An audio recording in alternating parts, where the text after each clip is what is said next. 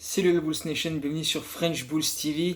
Pas mal d'actu sur ces derniers jours, pas mal de choses qui ont bougé au niveau des Bulls, donc on va revenir sur un petit peu tout ça, à commencer par les matchs, parce que c'est quand même ce qui est le plus important, et notamment donc cette défaite face aux Clippers en fin de semaine dernière, donc vendredi dernier. Euh, Défaite on ne peut plus logique, tellement les Clippers sont affichés sur dans beaucoup de secteurs, à quel point ils sont largement au-dessus de nous, euh, dans l'expérience, pour la gestion du match, des événements, etc. Défensivement, collectivement, offensivement, enfin bref, ça a été un match assez serré pendant un peu plus d'une mi-temps, jusqu'à peu près le milieu du troisième quart-temps, mais par contre, une fois que les Clippers sont dit, bon allez, on a fini de faire mumuse, maintenant on va un petit peu passer aux choses sérieuses. Ça a été, assez compliqué derrière pour gérer les vagues successives, parce que déjà tout au long du match, tu avais Kawhi Leonard qui était mais injouable, absolument injouable. Je veux dire, tu pouvais mettre n'importe qui en défense, il y a eu les mecs qui se sont reliés, hein. Il y a eu Pat Williams à un moment, il y a eu Tad, il y a eu Zach LaVine, il y a eu Temple, donc il y a eu des mélanges de joueurs un peu rapides, de joueurs un peu plus physiques, etc. Kawhi bat les couilles, mi-distance, boum, ficelle, ficelle, ficelle, ficelle. Le mec, il a enchaîné les turnaround jumpers à 5-6 mètres, mais d'une facilité, mais c'était juste bluffant, quoi. Il était tranquille, il était trop facile. Tu pouvais rien faire. Et au début du quatrième quart-temps, c'est le banc qui nous a absolument pulvérisé, avec Lou Williams, avec Maurice qui a enchaîné les paniers à 3 points dans le quatrième quart, et derrière, bah, on pouvait plus revenir, quoi. Donc ouais, c'était un match, ouais, une défaite logique, mais c'est vrai que bah, quand tu te défends aussi pauvrement, alors c'est sûr que c'est les Clippers en face, leur collectif est extrêmement bien mis en place pour justement se trouver des paniers faciles, des shoots ouverts, etc. Mais enfin, voilà, quand tu laisses une équipe shooter à 58% et que tu les laisses mettre 60 points dans ta raquette, même si c'est pas les Clippers en face, t'as quand même peu de chances de gagner un match. Donc c'est vraiment compliqué à ce niveau-là, parce que notre défense était vraiment pas au niveau sur la grande majorité du match, quoi. Il y a eu des passages par-ci par-là où on arrivait à obtenir quelques stops, prendre des rebonds, mais on fait pas de box-out, ou très peu. On concède des rebonds offensifs. Les arrières qui partent en drive pour aller au cercle, on les arrête pas, que ce soit Kobe White qui a une défense mais absolument ridicule, qui est tout le temps à la rue, qui fait jamais les bons choix, qui est jamais bien placé, ou même Zach LaVine qui s'implique en défense, mais parfois sur les pick and roll, il est en retard sur les screens, et ça laisse l'espace aux gars pour attaquer le cercle. Et du coup, bah, derrière, tu peux pas toujours, les mecs qui sont près du cercle, les Gafford ou autres, ils peuvent pas toujours rattraper toutes les conneries, donc au bout d'un moment, ça devient très compliqué à gérer. Et c'est pour ça que bah, donc on a pris des brouettes et des brouettes et des brouettes de points à l'intérieur, hein. Comme j'ai dit, 60 avec 58% au shoot, donc c'est sûr que même quand c'est pas les Clippers en face, si tu laisses des pourcentages et des chiffres comme ça, tu peux pas t'en sortir, quoi. Donc euh, un peu de regret sur ça, sur la manière dont on a joué défensivement, mais après c'est sûr que bah, voilà, les Clippers c'était largement au-dessus dans beaucoup de domaines, donc il y a pas à être énervé ou quoi que ce soit. C'est une défaite absolument logique, mais on aurait peut-être pu ou dû essayer d'autres trucs en défense pour essayer de les gêner un peu plus. C'est surtout ça qui est un petit peu dommage, quoi. Et puis par contre, derrière, on a très bien réagi dans notre déplacement à Indiana, donc lundi soir, avec le retour de Wendell Carter, et ça a fait plaisir, et ça a fait beaucoup de bien, surtout. Wendell qui s'était blessé mi-janvier, on avait annoncé 4 semaines avant qu'il soit réévalué. Et au final, il est revenu un tout petit peu en avance par rapport aux prédictions, parce qu'il avait passé les examens le 20 janvier, et on avait dit 4 semaines à partir du 20 janvier. Donc ouais, là il est revenu le 15. Ouais, c'est à quelques jours près, voilà. Normalement, il aurait dû revenir là, peut-être le week-end qui arrive là. Donc au final, il a eu pratiquement une semaine d'avance, ce qui est très bien, et ça a fait du bien, surtout face à une équipe comme Indiana, qui est une équipe qui joue sur beaucoup sur la force de ses joueurs intérieurs, avec Sabonis qui va probablement être All-Star encore cette année. avec Miles Turner aussi, qui est un excellent défenseur et un protecteur de cercle de très très grande qualité.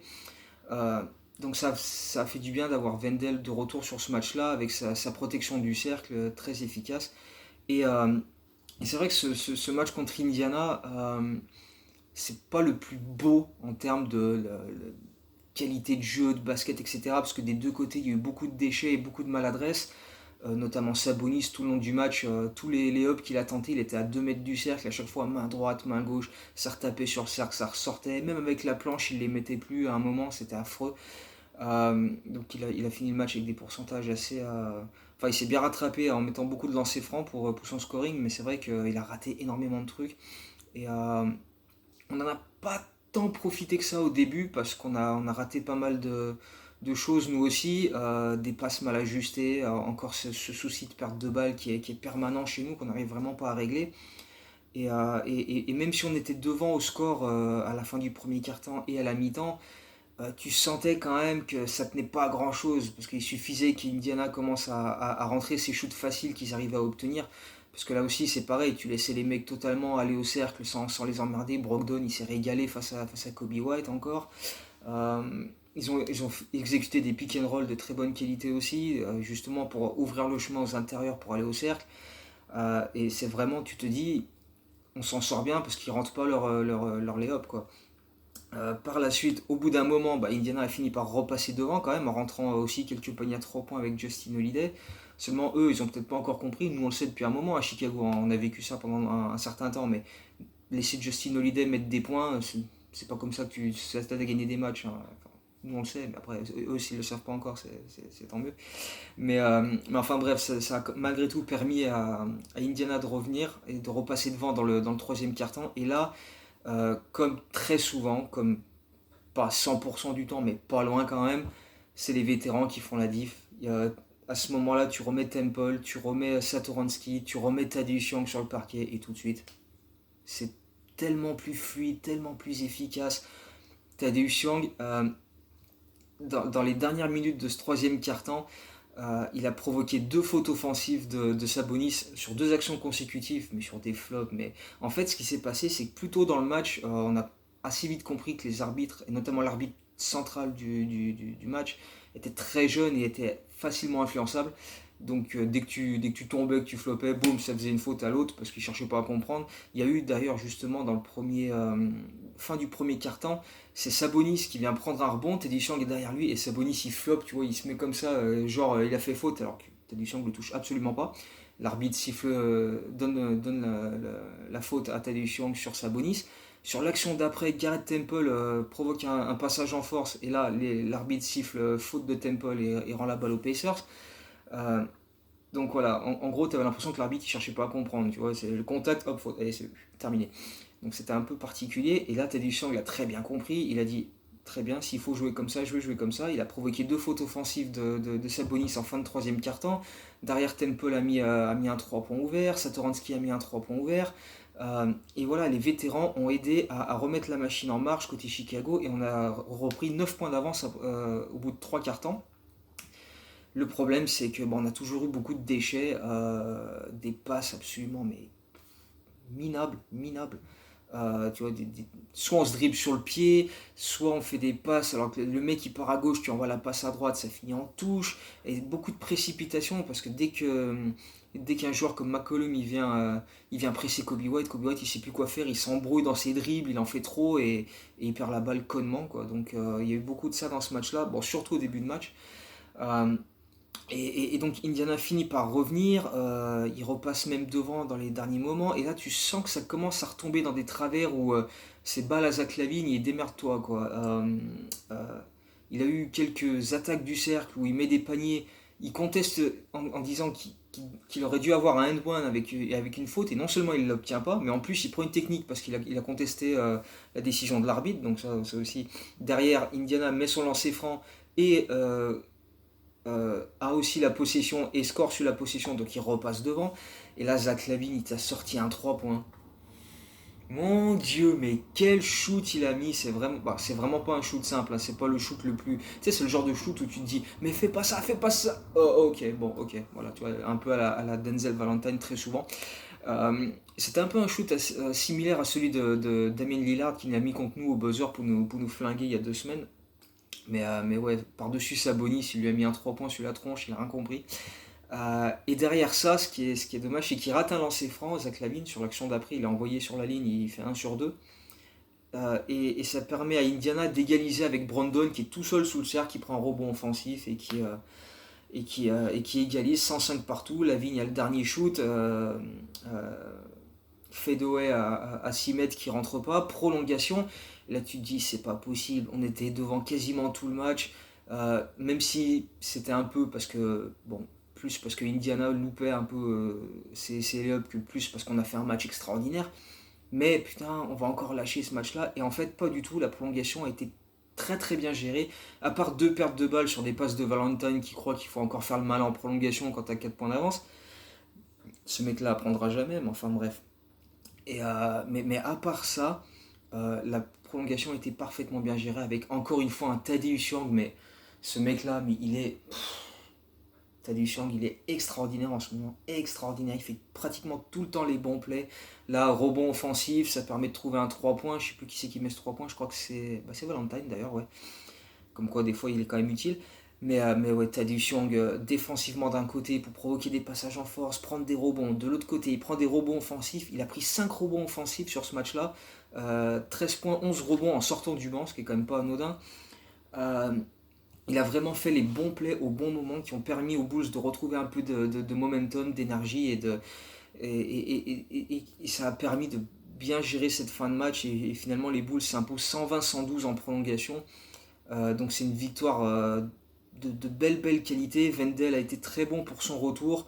Bon, évidemment, il était en manque de conditions physiques, donc il n'a pas joué énormément de minutes et surtout il n'a pas joué en prolongation. Il avait déjà 5 fautes aussi, donc c'était forcément un petit peu compliqué pour lui. Il revient tout juste. Il avait fait, je crois, 2 entraînements avant de jouer contre Indiana, donc c'est forcément un peu compliqué. Euh, mais j'ai trouvé son match vraiment intéressant parce qu'il apporte défensivement, par les end-off qu'il joue en attaque et ses attaques du cercle à lui, quoi. Parce qu'on a encore, même si on a parfois des cuts, on pourrait être plus souvent à l'attaque du cercle, être plus agressif pour voilà, juste faire des cuts, etc. Et jouer des post-up. Donc c'est vrai que le retour de Wendell a fait du bien à ce niveau-là parce qu'il n'a pas hésité à attaquer le cercle et c'était assez plaisant. Satoransky a eu de très bons passages aussi, il fluidifie le jeu, il trouve justement les joueurs qui partent en cut, ligne de fond, donc c'était agréable. Donc encore une fois, les vétérans ont fait le taf. Zach LaVine était monstrueux avec 30 points. Kobe White 17 points, mais c'est vrai que parfois des choix un petit peu compliqués. Mais d'ailleurs, ouais, voilà, c'était son anniversaire ce mardi. Il a fêté ses 21 ans et j'ai mis un tweet en disant faut arrêter de. Je vois beaucoup trop de, de, de comptes Twitter qui descendent Kobe White, mais de manière beaucoup trop virulente, quoi. Que tu critiques un joueur pour dire ça, il a pas bien fait ça, etc. Pas de problème. Surtout en plus, Kobe White en ce moment, c'est compliqué de.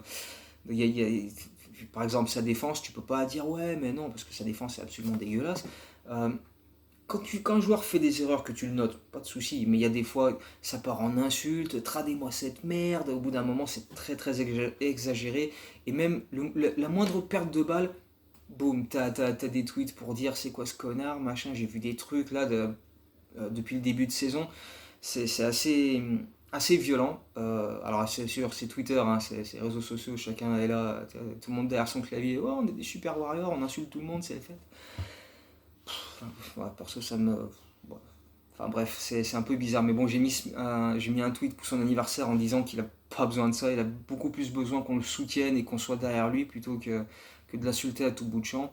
Donc, euh, donc bon, c'est comme ça. C'était quand même l'occasion de parler de l'anniversaire de Kobe White qui fête ses 21 ans. Donc voilà, bon anniversaire Kobe. Et aujourd'hui, on est le 17 février, c'est l'anniversaire d'un autre arrière qu'on a drafté depuis North Carolina, un certain Michael Jordan. Vous avez peut-être déjà entendu parler, c'est pas le plus connu, mais il était pas mal quand même à son époque. Et, euh, on aurait dû être chez lui ce soir en fait, puisque les Bulls normalement devaient être à Charlotte, le calendrier était sorti.